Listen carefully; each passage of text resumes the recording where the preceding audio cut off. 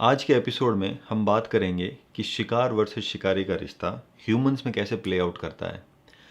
चूंकि जानवरों की तरह ह्यूमंस एक दूसरे को मारते नहीं हैं, इसलिए पहले तो हम इस रिश्ते को रीडिफाइन करेंगे।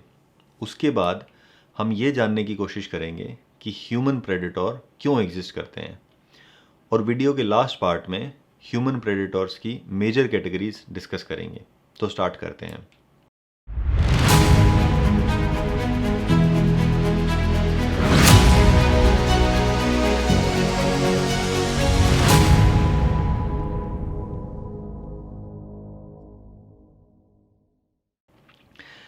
अगर हम आज के ह्यूमंस को एनालाइज करें तो ना तो हम प्रे की कैटेगरी में आते हैं और ना ही प्रेडेटर की कैटेगरी में। फिर ह्यूमंस में नेचर का बैलेंस रूल कैसे काम करता है? इसका उत्तर है ह्यूमंस के अंदर ही प्रे और प्रेडेटर्स पाए जाते हैं। इनफैक्ट सारे प्राइमेट्स में ये दोनों पाए जाते हैं। ऐसा क्यों होता है, इस पे हम फ्यूचर के एपिसोड्स में बात करेंगे। ह्यूमंस में इस रिश्ते को समझने के लिए हमें प्रे वर्सेस प्रेडेटर वाले रिश्ते को थोड़ा सा रीडिफाइन करना पड़ेगा। प्रे वर्सेस प्रेडेटर रिश्ते की बेसिक डेफिनेशन होती है प्रे की हानि और प्रेडेटर का लाभ। जानवरों में प्रे वर्सेस प्रेडेटर का इंटरैक्शन वन शॉट होता है। उस एक शॉट में ईदर प्रेडेटर किल्स प्रे और प्रे एस्केप्स। पर ह्यूमंस में ये इंटरैक्शन अलग तरीके से प्ले आउट करता है। ह्यूमंस के केस में मारने वाला काम सिर्फ सीरियल किलर्स वगैरह करते हैं। जैसा मैंने लास्ट एपिसोड में बताया कि हर जीन के दो ही एम होते हैं, सर्वाइवल एंड रिप्रोडक्शन। इसका मतलब है कि human predator also wants to survive. अब अगर वो किसी को मारेगा तो बहुत जल्दी पकड़ा भी तो जाएगा ना, है कि नहीं? इसीलिए ह्यूमन प्रेडेटर्स कमीलियन की तरह अपना असली रूप समाज से छुपा के रखते हैं। आई थिंक एक कोई सीरियल में नवाजुद्दीन सिद्दीकी का डायलॉग होता है कि आदमी अंदर से जितना काला होता है ना, वो बाहर से उतना ही सफ़ेद बनने की कोशिश करता है। इसका मतलब है कि ह्यूमन प्रेडेटर भी दुनिया की नज़रों में बहुत अच्छा इंसान होता है। कहने का मतलब ह्यूमन प्रेडेटर अच्छे इंसान वाला मास्क लगा के रखता है। वो तो कभी कभी ख़राब लक की वजह से जब इन प्रेडेटर्स का मास्क खिसक जाता है या नीचे गिर जाता है और इनका असली रूप सामने आता है, तब सब लोगों का मुंह खुला रह जाता है। अब जैसे बाबा राम रहीम, आसाराम बापू, इस टाइप के लोग ह्यूमन प्रेडेटर्स की कैटेगरी में ही आते हैं। ये मास्क एंड पर्सनैलिटी वाला कॉन्सेप्ट जानने के लिए प्लीज़ ये इंट्रोडक्शन वाला एपिसोड देखें। इसका लिंक नीचे डिस्क्रिप्शन में दिया हुआ है। वैसे मैं एक बात बता दूं, ज़्यादातर लोग ये मानते ही नहीं हैं कि ऐसे ह्यूमन प्रेडेटर टाइप लोग एग्जिस्ट करते हैं, और अगर एग्जिस्ट करते भी हैं तो हमारी जाति, धर्म या देश में ऐसे लोग नहीं होते हैं। वो तो दूसरी जगहों पे होते हैं। और अगर मान भी लें कि ऐसे लोग हमारी जाति या धर्म में होते हैं, तो हम लोग उनको शक्ल देख के ही पहचान लेंगे। इसमें तो कोई दो राय हो ही नहीं सकती कि ऐसे ईवल लोगों की शक्ल राक्षस जैसी दिखती होगी। पर इवोल्यूशन का आयरन लॉजिक एग्जैक्टली इसका उल्टा प्रेडिक्ट करता है। इवोल्यूशन के हिसाब से प्रेडेटर का प्राइम हथियार चार्म होता है, और जो ह्यूमन प्रेडेटर्स शक्ल से पहचाने जा सकते थे, उनका जीन सर्वाइव नहीं किया होगा ना। In fact most of the human predators are quite good looking. That is how their gene is able to survive despite them being cold and heartless monster. Human predator का sole objective power and control होता है। It is like they want to feel almighty powerful, almost like God.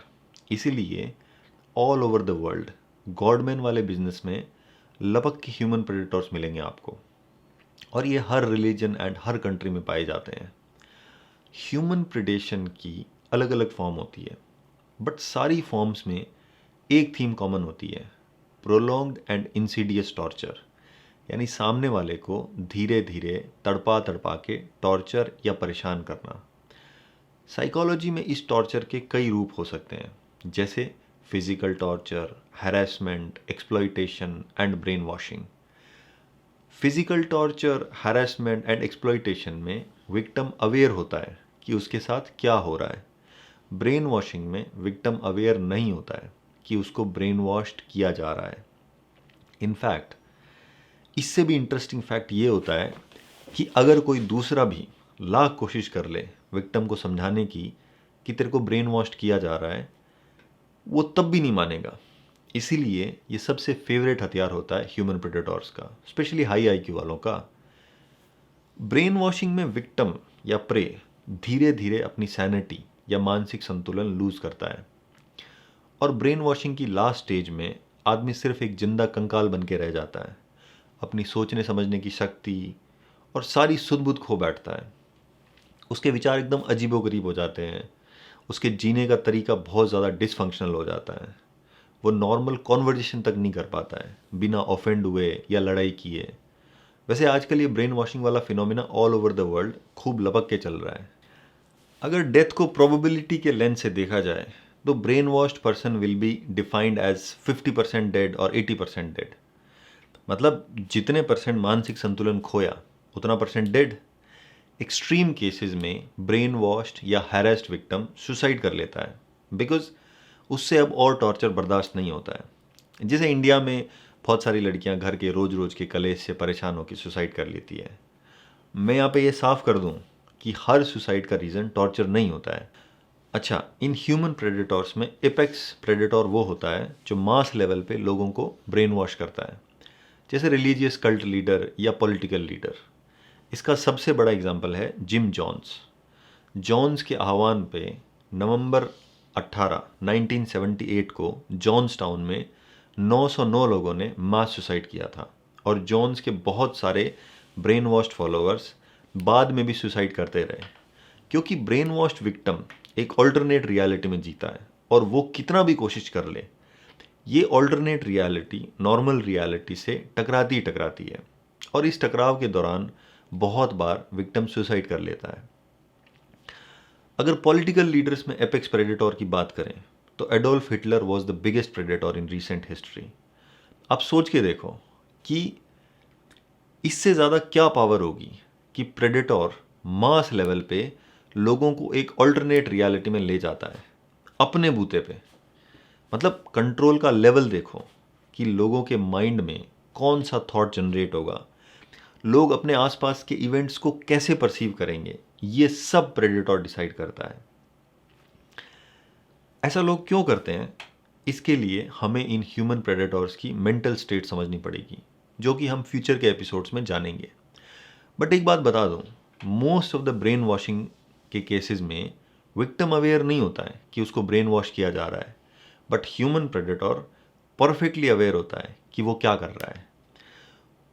अब हम आते हैं next section पे, why predator exist among humans. Human evolution में intelligence and cooperation हमारी ग्रेटेस्ट स्ट्रेंथ रही है, या यूं कहें कि ये हमारे सीक्रेट वेपन्स रहे हैं। इसमें एक थर्ड हिडन एलिमेंट भी था, कंपटीशन विद इन ह्यूमंस। वैसे तो इवोल्यूशन या नेचुरल सिलेक्शन का मेन आधार कंपटीशन ही होता है। Competition for resources, competition for mating partner. But empathy development के कारण प्राइमेट्स आपस में बॉन्ड करने लग गए, और हम 100 से 500 के ग्रुप्स में रहने लग गए, जिसको ट्राइब बोला जाता था। और इस बिहेवियरल चेंज का इवोल्यूशनरी इम्पैक्ट ये हुआ कि अपने ट्राइब में परफेक्ट कोऑपरेशन एंड दूसरे ट्राइब्स के साथ फियर्स कंपटीशन। जो ट्राइब ये दोनों काम करने में सफल रहा वो सरवाइव किया, और जो ये दोनों काम साथ नहीं कर पाया वो एलिमिनेट हो गया। हमारा ब्रेन ऐसे ही डेवलप हुआ है कि इसमें अस वर्सेस देम की मेंटेलिटी हमारे जीन्स में इनकोडेड है। अस मतलब हमारा ट्राइब, देम मतलब सामने वाला tribe. We love one of us and hate one of them. इस ट्रेट को हजारों सालों तक पहले रूलर्स ने एक्सप्लॉइट किया था, और अब इसको पॉलिटिशियंस एक्सप्लॉइट कर रहे हैं। कमिंग बैक टू पॉइंट, ये जो कंपटीशन एंड कोऑपरेशन की खींचातानी चालू हुई ना, इसकी वजह से हमारी इंटेलिजेंस दूसरी स्पीशीज के कंपैरिजन में बहुत आगे निकल गई। चिंपैंजी जो हमारा क्लोजेस्ट लिविंग रिलेटिव है, जिसके साथ हमारा 96% डीएनए मैच करता है, उसका ब्रेन साइज एंड वॉल्यूम में हमारे ब्रेन का सिर्फ 1/3 होता है। डार्विन का ये कोट भी इसी आर्ग्यूमेंट को सपोर्ट करता है। बदलते हुए एनवायरनमेंट में सरवाइव करने के लिए इनोवेशन बहुत ज़रूरी होता है, और इनोवेशन आता है कंपटीशन से। बट कंपटीशन की एक डार्क साइड भी होती है, और वो है प्रिडेशन, बोले तो लूट मार। मान लो दो ट्राइब पास पास में रहते हैं। अब एक ट्राइब रिसोर्सेज बढ़ाने के लिए या तो इन्वेंशन कर सकता है, या दूसरे वाले ट्राइब के रिसोर्सेज मतलब छीन भी तो सकता है ना। इनफैक्ट अपनी हिस्ट्री में ऐसे किंगडम्स के एग्जाम्पल भरे पड़े हैं जहां वो अपने पड़ोसी किंगडम से लगान वसूलते थे। मुंबई में जो ये भाई लोग प्रोटेक्शन के नाम पे हफ्ता वसूलने आते हैं ना, ये भी प्रेडिटोरी प्रैक्टिसेस ही है। अगर हफ्ता देने वाला गलती से पूछ ले कि प्रोटेक्शन किससे दे रहे हो भाई, तो रिप्लाई आएगा, अबे हमसे बे, और किससे। कुल मिला के सार ये है कि इंडिविजुअल, फैमिली या ग्रुप को अपनी मटेरियलिस्टिक ज़रूरतें पूरी करने के लिए रिसोर्सेज चाहिए होते हैं। अब अगर मोरालिटी होती है तब तो लोग मेहनत करके रिसोर्सेज हासिल करते हैं। अगर मोरालिटी ना हो फिर मेहनत क्यों करनी। छीना झपटी, चोरी, धोखा, ये सब से रिसोर्सेज हासिल करो ना। मेहनत करना कॉस्टली भी तो होता है, मतलब जोर आता है। यहाँ मोरालिटी से मतलब एम्पैथी एंड कॉन्शियंस, यानी संवेदना और अंतरात्मा। इसी तरह इंसान को अपनी इमोशनल एंड सेक्सुअल ज़रूरतें पूरी करने के लिए दूसरे इंसान की ज़रूरत पड़ती है। यहाँ भी सेम फंडा है। अगर मोरालिटी है तो इंसान गिव एंड टेक का रिलेशनशिप बनाता है। अगर मोरालिटी नहीं है तो इंसान एक तरफा मास्टर स्लेव वाला रिलेशनशिप बनाता है, जहाँ सिर्फ मास्टर या प्रेडेटर की इमोशनल एंड सेक्सुअल ज़रूरतें मैटर करती है। ये वन साइडेड रिलेशनशिप्स होते हैं जिनको master manipulation, exploitation and violence से कंटिन्यू रखता है। पार्टनर की ज़रूरतों से कोई मतलब नहीं होता है। जिन लोगों में मोरालिटी नहीं होती है उन्हीं को ह्यूमन प्रेडेटर बोला जाता है। जैसा कि मैंने पहले बताया, प्रेडेटोरी रिलेशनशिप की बेसिक डेफिनेशन होती है प्रे की हानि और प्रेडेटर का लाभ। मॉडर्न ह्यूमंस में भी प्रेडेटोरी प्रैक्टिसेस एग्जिस्ट करती हैं, बट ह्यूमन एरा में आप पहले की तरह रिसोर्सेज की छीना झपटी नहीं ऑब्जर्व करोगे। अब एक इंडिविजुअल, फैमिली या ग्रुप दूसरे को लीच की तरह चूसता है, स्लोली, स्टेडिली एंड स्टेल्थीली। और ये सब एकदम डंके की चोट पे ओपनली एंड लीगली किया जाता है। पूछो कैसे? मास्क की आड़ में, या यूं कहें रूल्स के साथ खिलवाड़ करके। अब इतना तो कोई भी गेस कर सकता है कि जिसमें मोरालिटी नहीं होती है या कम होती है, उसको लीडर, अमीर या पावरफुल बनने में बिल्कुल भी टाइम नहीं लगता है। क्योंकि जब इंसानियत नहीं होती है तो दूसरे लोगों को मैनिपुलेट या एक्सप्लॉइट करने में कोई गिल्ट या शर्म नहीं फील होती है। मैनिपुलेशन शब्द का मतलब होता है कुछ भी करके अपना काम निकालना, जैसे हेरा फेरी, तिकड़म, धोखा, चालाकी, छल कपट। इन सब का प्रयोग करने से इंसान को सिर्फ अंतरात्मा ही रोकती है। अब अगर अंतरात्मा ना हो तो अमीर और पावरफुल बनने से कौन रोक सकता है? हाँ, हाई आईक्यू होना चाहिए। कुल मिला के बात यह है कि अगर बिना मोरालिटी वालों के पास पावर और पैसा आ जाए तो वो सोसाइटी के रूल्स में चुपके से ऐसी हेराफेरी करते हैं कि रूल्स उनको फेवर करे, और अगर रूल्स बनाने में थोड़ी बहुत कसर रह जाती है तो वो इम्प्लीमेंटेशन के टाइम पूरी कर लेते हैं। दूसरे शब्दों में, पहले तो बायस्ड रूल बनाओ, फिर बायस्ड तरीके से उन रूल्स को इम्प्लीमेंट करो। इस तरीके से modern human predatory practices prevail करती है। ये सेम प्रैक्टिसेस रिलेशनशिप्स में भी देखी जाती है, वो चाहे हस्बैंड वाइफ, बॉस एम्प्लॉय या पेरेंट चाइल्ड का रिश्ता हो। यहाँ भी कहानी सेम ही है। मास्टर के लिए अलग रूल्स होते हैं एंड स्लेव के लिए अलग रूल्स होते हैं, और रूल्स का इम्प्लीमेंटेशन भी लपक के बायस्ड होता है। किसके फेवर में, ये बताने की ज़रूरत नहीं है। अब आपको ऐसे बहुत सारे लोग मिल जाएंगे जो बोलेंगे कि कंपटीशन में प्रेडेटर प्रे को खाएगा ही खाएगा, मतलब बड़ी मछली छोटी मछली को खाती है। बट कंपटीशन के चक्कर में इनोवेशन भी तो होता है। कुछ हद तक इनकी बात सही भी है, बट एक बात ध्यान रखना, इनोवेशन में कंपटीशन एंड कोऑपरेशन दोनों रोल प्ले करते हैं। इनफैक्ट कोऑपरेशन कहीं ज़्यादा रोल प्ले करता है। हम ह्यूमंस कोऑपरेशन की पैदाइश है, कंपटीशन की नहीं। और competition and predatory practices are not the same thing. Competition में दोनों टीम्स के लिए सेम रूल्स होते हैं और दोनों टीम्स को रूल्स पता भी होते हैं। प्रेडेटरी प्रैक्टिसेस में पावरफुल पर्सन, टीम या कंपनी बदमाशी से रूल्स में हेराफेरी करके गेम जीतती है। अब हम बात करेंगे कि प्रेडेटरी प्रैक्टिसेस कितनी प्रकार की होती है। अगला सेक्शन स्टार्ट करने से पहले एक बात बता दूं, हम दूसरी स्पीशीज में प्रे वर्सेस प्रेडेटर का रिलेशनशिप एक बाई स्टैंडर की तरह ऑब्जर्व कर सकते हैं। बट जब यही रिलेशनशिप ह्यूमंस में ऑब्जर्व करने की बारी आती है तो ये ऑब्जर्वेशन हमारी मोरालिटी को झकझोरता ही झकझोरता है। दैट इज़ अज्यूमिंग कि मोरालिटी है, मतलब नहीं है फिर तो कोई टेंशन ही नहीं है। वैसे भी आज की दुनिया में मोरालिटी एक लाइबिलिटी बन गई है। तो हम आते हैं पहले टाइप ऑफ प्रेडेटरी प्रैक्टिसेस पे। इसको बोलते हैं इकोनॉमिक प्रेडेटर्स। इनके बारे में मैं थोड़ा बहुत तो पहले ही डिस्कस कर चुका हूँ, बट बेसिकली इकोनॉमिक प्रेडेटर कोई भी हो सकता है, जैसे nation, caste, race, organization, group, family या individual. colonial Britain was the biggest economic predator we have seen. Economically prey versus predator वाला रिलेशनशिप बायोलॉजी पे बेस्ड नहीं होता है। मतलब ऐसा नहीं है कि एक ग्रुप में ज़्यादा इंटेलिजेंस है या ज़्यादा स्ट्रॉन्ग लोग रहते हैं। हालांकि ऐसा लोग मानते हैं, बट ऐसा होता नहीं है।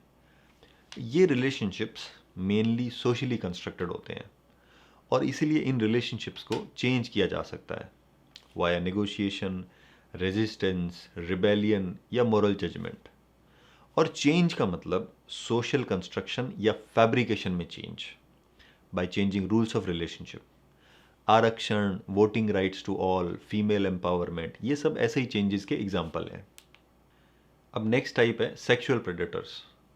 सेक्सुअल प्रेडेटर उसको बोलते हैं जो दूसरों पर्सन के साथ अब्यूजिव एंड प्रेडेटरी मैनर में सेक्सुअल कॉन्टैक्ट स्टैब्लिश करने की कोशिश करते हैं या कर लेते हैं।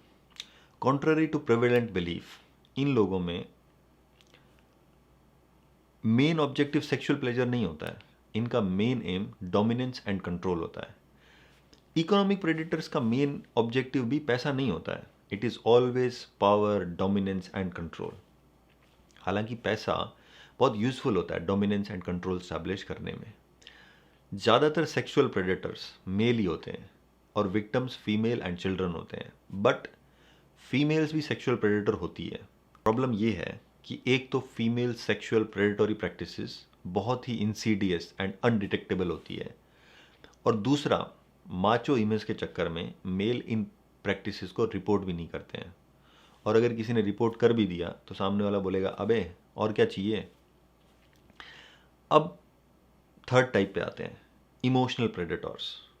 इमोशनल प्रेडेटर दूसरों में नेगेटिव इमोशंस जनरेट करता है और उन नेगेटिव इमोशंस को देख के एन्जॉय या पावरफुल फील करता है।